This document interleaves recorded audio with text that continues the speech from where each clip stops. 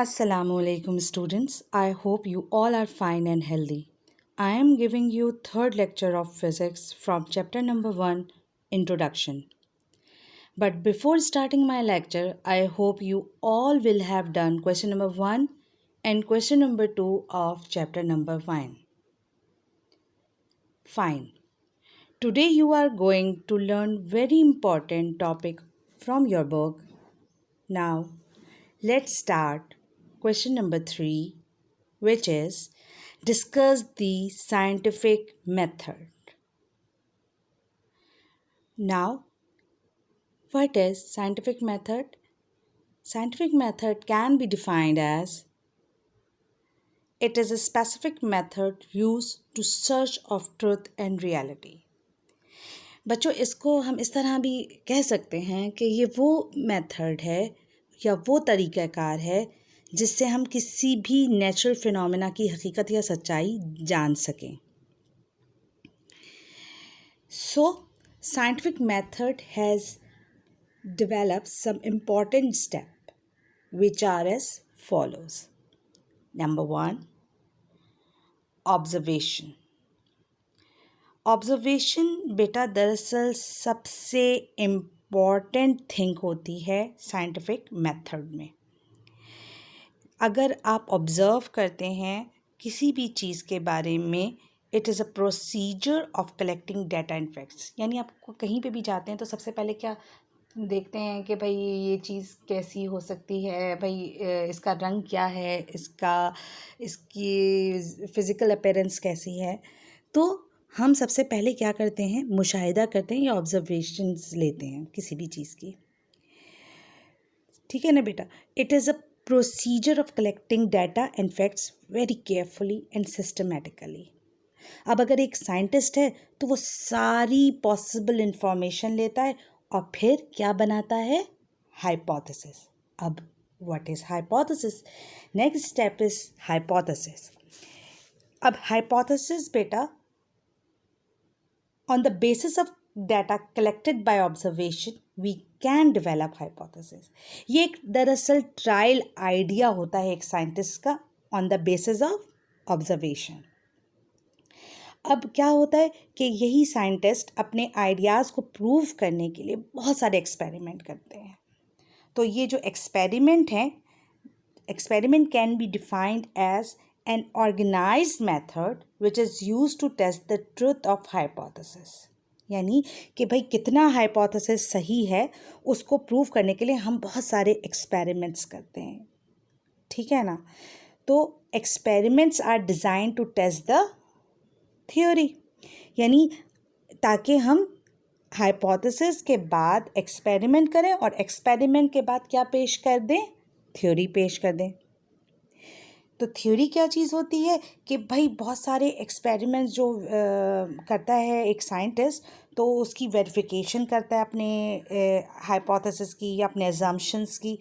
तो उसके बाद ये क्या बन जाती है, वो आइडिया बिकम्स अ थ्योरी बन जाती है. ठीक है ना. तो थ्योरी के बाद एक साइंटिस्ट ये प्रिडिक्ट कर सकता है कि हाँ ये जो नेचुरल फिनोमेना है ये क्या हो सकता है.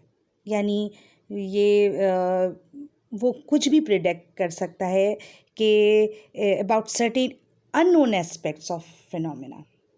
और अगर ये प्रिडिक्टेड फिनोमेना या प्रिडिक्टेड रिजल्ट जो है करेक्ट होगा तो क्या जो थ्योरी है वो क्या बन जाएगी, बिकम्स अ लॉ. यानी थ्योरी एक लॉ की शक्ल में आ जाएगी. तो लॉ क्या होता है कि वो स्टेटमेंट होता है जो एक्सप्लेन करता है behaviour and experiments of the past और तमाम एस्पेक्ट्स ऑफ लाइफ को डिफाइन करता है. ठीक है ना बेटा. So these are the main steps of scientific method. ठीक है ना. अब हम आते हैं बेटा इसके एक चार्ट की तरफ.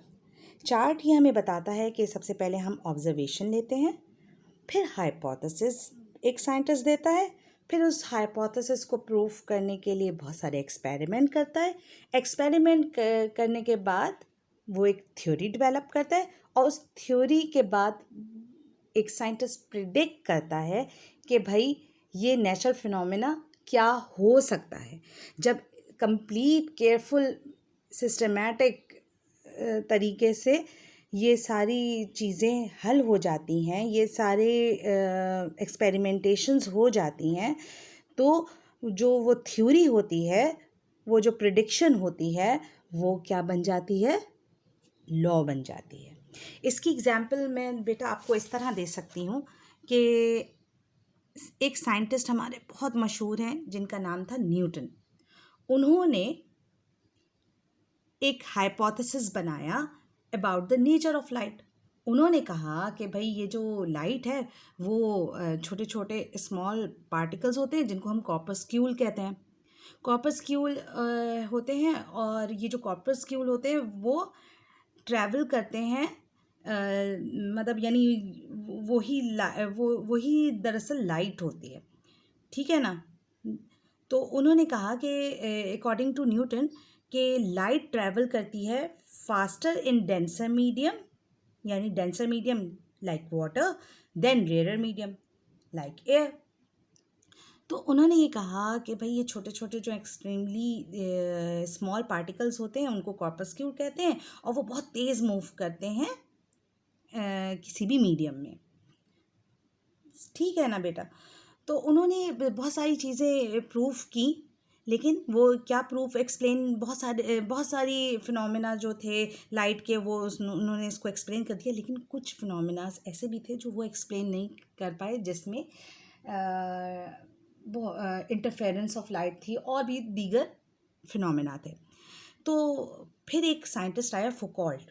उसने कहा कि भाई उसने भी बहुत सारे एक्सपेरिमेंट्स किए। उसने कहा कि ये जो लाइट होती है ना वो दरअसल वेव की शक्ल में मूव करती है, और न्यूटन ने क्या कहा था कि वो कॉर्पस्क्यूल की शक्ल में मूव करती है। तो और उसने बताया कि अकॉर्डिंग टू वेव थ्योरी, उसने जो थ्योरी पेश की उसमें उसने एक्सपेरिमेंट्स के ज़रिए प्रूव करके बताया कि स्पीड ऑफ लाइट जो है दरअसल स्लो होती है पानी में देन एयर। तो अब जाहिर है उसने बहुत सारी चीज़ें अपनी प्रूफ की, बहुत सारे फिनोमेना ऑफ लाइट उसने फुकॉल्ट ने प्रूव कर दिए। तो अब ये दोनों थ्योरीज आपस में डिफरेंट हो गई। तो उन्होंने अब बहुत सारे साइंटिस्ट कुछ न्यूटन को सपोर्ट करते थे, कुछ करते थे किसको? फुकॉल्ट को, जिसने वेव थ्योरी पेश की। तो फिर लेटर आइंस्टाइन जो साइंटिस्ट था उसने एक अनदर थ्योरी प्रेजेंट की जिसको उसने क्वांटम थ्योरी का नाम दिया, और उसने कहा कि समटाइम्स जो लाइट होती है वो बिहेव करती है पार्टिकल्स की शक्ल में, और कभी जो है वो बिहेव करती है वेव्स की शक्ल में। तो लाइट का क्या भाई डुअल नेचर होता है, और वो ये कंसिस्ट होती है किसके? पैकेट ऑफ एनर्जी और फोटॉन्स कहलाते हैं, ठीक है ना। तो अकॉर्डिंग टू दिस मतलब this theory her cheese, her aspect of nature of light जो है उसने एक्सप्लेन किया। तो उसकी थ्योरी को पूरी दुनिया में माना जाता है, ठीक है ना। तो वो लॉ की शक्ल इख्तियार कर गए, ठीक है ना बेटा। सो ये क्वेश्चन नंबर 3 हमारा कंप्लीट हुआ। अब हम आते हैं क्वेश्चन नंबर 4 की तरफ, which is right down the Quranic verses and Hadith on the teaching of Islam and science. अब हमें इसमें समझाने वाली बात यह है कि बेटा हमें कुछ कुरानिक वर्सेस देनी है और कुछ अहादीस देनी है। तो हमें बिल्कुल इसी तरीके से काम करना है जैसे मैंने ये दिया हुआ है आपको इस लेक्चर में। आपको ये पूरा इसी तरीके से अपने रजिस्टर में उतारना है, ठीक है। अब आपका क्वेश्चन आते हैं क्वेश्चन नंबर 4 की तरफ, teaching of Islam and science. बेटा ये सारी वर्सेस जो भी हम अभी पढ़ेंगे ये बताती हैं कि अल्लाह ताला ने हज़रत आदम अलैहिस्सलाम को अशरफुल मखलूक़ात बनाया और उनको इल्म दिया। और जैसा कि मैंने आपको पहले भी बताया कि साइंस का मतलब ही क्या होता है, नॉलेज होता है, और टू गेन नॉलेज। तो अल्लाह ताला ने हज़रत आदम अलैहिस्सलाम को जब तख्लीक किया तो उन्हें दुनिया की हर चीज़ का इल्म दिया, इसीलिए उनको अफजल बनाया हर मखलूक़ात से, और उनको अपना पहला पैगंबर बनाया। ये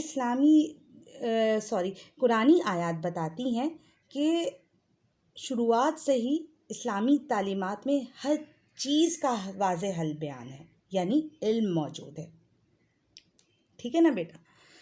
तो पहली कुरानी आयत है, in the name of thy lord we create, यानी पढ़ो उस रब के नाम से जिसने हमें पैदा किया, जिसने इंसान को एक खून के लोथड़े से पैदा किया। ठीक है ना? और अल्लाह ताला सबसे ज़्यादा देने वाला है। ठीक है? और उसने इल्म दिया किससे? हमें सिखाया किससे? कलम के ज़रिए, जो इंसान नहीं जानता था। ये सूरह अलग की आयत नंबर 1 और से लेके 5 तक है। इसके बाद दूसरी आयत में हज़रत आदम अलैहिस्सलाम के बारे में बताया कि अल्लाह ताला ने उनको हर चीज़ का इल्म दिया है और उनको हर चीज़ का नॉलेज दिया है। ठीक है ना? कि and he taught Adam all the names, then showed them to the angels, saying, inform me of the name of these if ye are truthful. अगर तुम सच्चे हो तो तुम मुझे बताओ। ठीक है ना?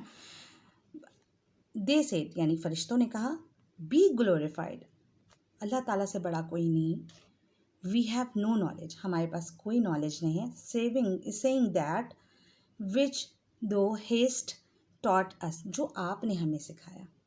ठीक है ना? और आप सबसे ज़्यादा जानने वाले और सबसे ज़्यादा अक्ल वाले हैं।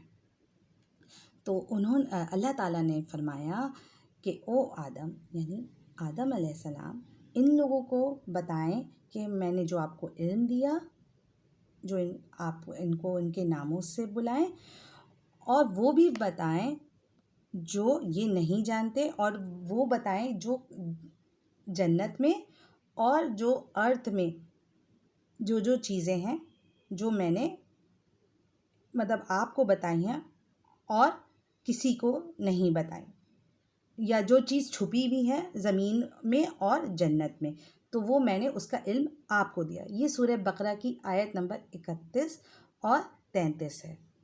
इसके बाद हम आते हैं अहादीस पे, जो हमारे प्यारे नबी सल्लल्लाहु अलैहि वसल्लम ने हमें बातें बताई, उनको अहादीस कहते हैं।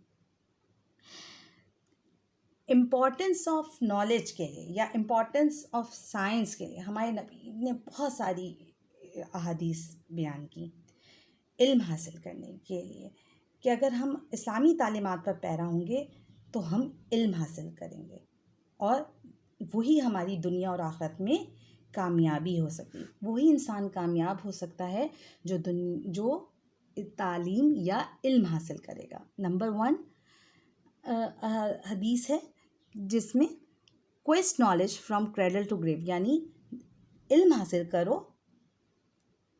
माँ की गोद से कब्र तक। उसके बाद दूसरी हदीस है, gain knowledge if you had to travel even to China, यानी तुम्हें चाहे चीन जाना पड़े, तुम्हें नॉलेज हासिल करना है, इल्म हासिल करना है। To gain knowledge is an obligation to every Muslim man and women, यानी तमाम मुसलमान मर्द औरत पर इल्म हासिल करना फ़र्ज़ है। सही बेटा? इसमें मैंने आपको पूरी कोशिश की है कि मैं आपको सारी चीज़ें समझा दूँ। अच्छा, अब ये सारा काम, ये दोनों सवाल आप अपने रजिस्टर में जिस तरह से ये मैंने आपको बताया है, जिस तरीके से मैंने आपको एक्सप्लेन किया है, उस तरीके से आप ये अपने रजिस्टर में काम कर लें। Thank you. I hope you understand it. अल्लाह हाफ़िज़।